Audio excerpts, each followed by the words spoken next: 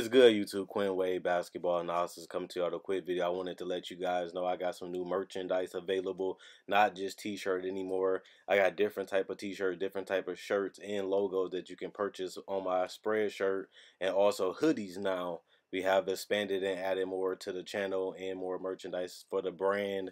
Thanks for supporting. It will be in the description and the links will be in the comment section below. Thanks for helping me and supporting the movement. Quinn Wade Basketball Analysis. I'm going to check out the video. What's good, YouTube? Quinn Wade Basketball Analysis coming to a quick video. I want to talk about Jimmy Butler being rumored. This is not proven or true that he might be going to the Houston Rockets. This is a big discussion because nobody really expected it. We all thought that Jimmy Butler for sure will be going to the Philadelphia 76ers and staying there with Joel Embiid and Ben Simmons. But I still think that that's going to be it, because even if he does get traded, it's a sign-in trade. So the Philadelphia 76ers will have to want to get rid of Jimmy Butler. They're going to have to want to get something back for him. But they traded a lot of assets to get Jimmy Butler. They felt like he was the guy. He played like that in the playoffs for them, getting them 2 points away from being in the NBA Eastern Conference Finals with a chance to play against the Bucks, and we don't know what will happen. Joel Embiid didn't play as well as we thought. He's supposed to be one of the top 10 players in the world, but when it comes to the playoff, Joel Embiid just doesn't show up the same way as he does in the regular season. But you can say that about a lot of NBA stars in the NBA. But at the end of the day, this team, which is the Sixers, they're a very flawed team. I think Jimmy Butler fits a little bit better in Houston because they do have the shooters. They do have the floor spacing, which fits better for Jimmy Butler because he can handle the ball and play his game. He likes to play in pick and roll. He likes to handle the ball and take mid-range jumpers. He likes to take threes off the dribble. He likes to have the ball in his hand. And if you're going to do that, you got to have people that can shoot, so that way he can get to the paint. He's very physical. He likes to get to the free throw line. He likes to knock people around. He likes to touch people up, which is fine. But Philly just doesn't have the shooters, with Joel Embiid and Ben Simmons not being great shooters, and that's your second, third best players on the team. It's hard to get quality shots, but they still show that they can be possibly unstoppable. But when you look at them versus Toronto, they had games where they just look absolutely amazing. And that's when everything is clicking. I feel like Tobias Harris didn't shoot as well, especially from three, as we thought he would in that series against Toronto. Tobias Harris would have played the way that he's capable of playing. I think they would have definitely been able to get past Toronto, considering that they went 7 games without Tobias or Joel Embiid having great series, which is very impressive. It shows you the upside and how tough this team could be to beat at the end of the day. But it didn't really happen. I think their priority should be resigning Jimmy Butler. If you're that close and you can base your loss off luck, you definitely want to run that back with a better team, but with the same core, so that way you can see if you really are a championship team or not. And I think that I was a little surprised that they went 7 against Toronto, but Philly showed that they can match up with anybody. They can play any type of style and be successful at it. So I'm not really surprised right now that Jimmy Butler has a lot of people trying to get him. I'm not surprised that Jimmy Butler have a lot of people pursuing him, because he is one of the better players in the world, and he has been that for the last couple of years. Yeah, he got personality problems. Yeah, he has leadership problems, but most NBA players is going out there because they love to play basketball. They just love hooping. It is not really about being a leader. It's just about bringing what you bring to the team, whether it's your defense, your offense, or even your all-around play. In Jimmy Butler's case, that's what he's focused on, going there and being himself. And if they accept that and they like that, then they ain't going to have no problem. If they try to change him or try to force him to do things he doesn't want to do, they're going to have problems. But you can say that about anybody. Everybody has that same mentality, really. If I can't be myself, we're going to have some conflicts. You be a little bit too critical, then we're going to have some conflicts. But that's mostly everybody that I know in my entire life. We all a little sensitive. We all take things to the heart, even if it's not meant that way.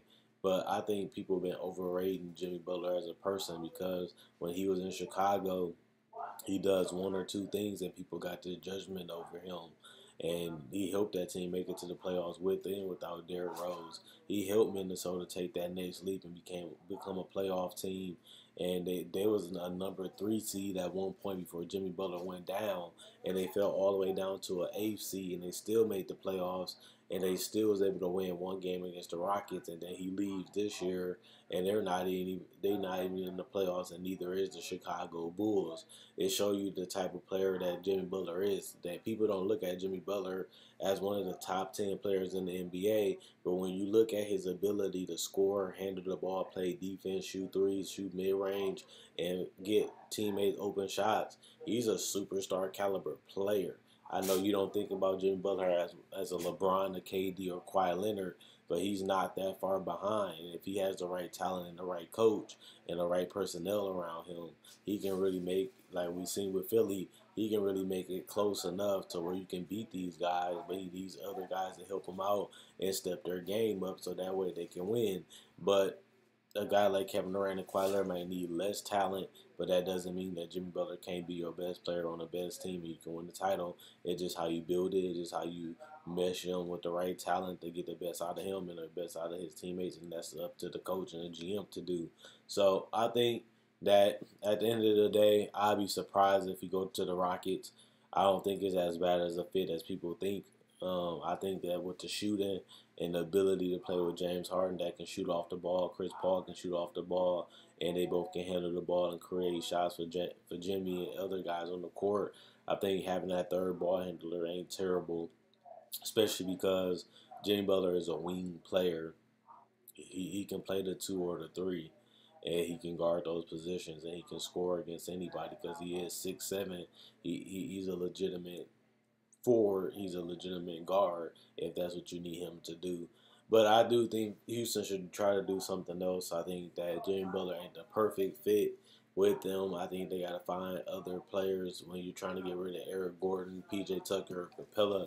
Those are guys that have shown that they fit perfectly with Chris Paul. They fit perfectly with James Harden. So at the end of the day, I think that's something that you got to think about. If you Daryl Morey, is I'm just making this trade to upgrade the talent, or I'm making this trade to upgrade the fit. And I think they got to still try to find guys that can come in there, play defense, and do a little bit more than just shoot. But then again, they system, they just rely on James Harden to do everything else, and then they get an open layup or a jump shot. So you really do got to change the way you play, and you got to make some adjustments to the style of play, and then you got to make sure you have the personnel to make those changes in the fit what you're trying to do. And I think that the Rockets are almost there. We all feel like the Rockets should have beat the Warriors last year, even though they did lose and they lost this year, and everybody thought the Rockets was win this year. But they ended up losing to Golden State without KD, so they're not that far from where they need to be. They just got to make the right move. And I don't think they should just rush it or just try to find any type of talent, just throw it on the roster. I think they got to have a tactical, strategic look on what they're trying to accomplish and what they're trying to do with this roster. At the end of the day, they have to really do better because they are a team that is not too far away from winning it all. And it's either you win it all or you is good enough not to win it all. And that's where they at right now. They're a championship contender.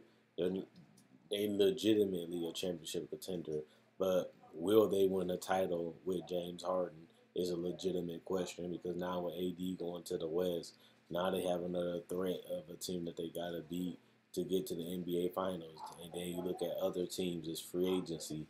They got a chance to steal a couple players from other players, and next you got another couple contenders outside of Houston. So they got to make their move strategic. They got to make their move quickly so that way they can have a legitimate chance of winning it all this year. Their window is getting closer and closer to closing. Their window is getting closer and closer to closing.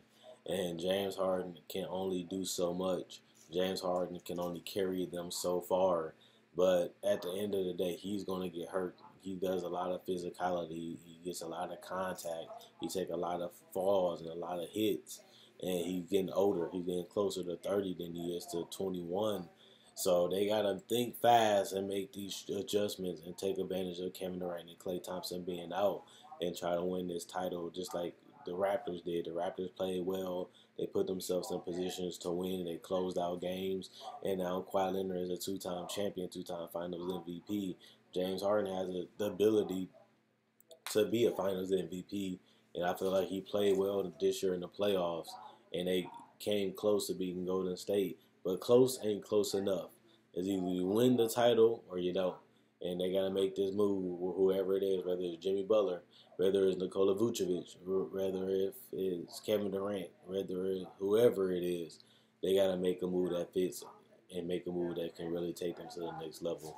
So let me know at the end of the day, guys, who you think is the player that they can make. Is it Jimmy Butler, a guy that can defend multiple positions, switch everything, and be able to handle the ball and shoot off the ball, and that is that going to be the move that takes him to the next level? Or do you think it's a role player, a Trevor Ariza type of player? Do you think that that's who they're missing, a 3-and-D guy?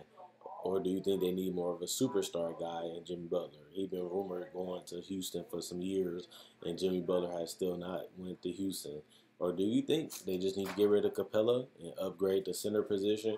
Do you think they should trade for a guy like Kevin Love and upgrade the power forward position with somebody taller and that can get their own shot other than PJ Tucker? Or do you think that they should try to get rid of Chris Paul?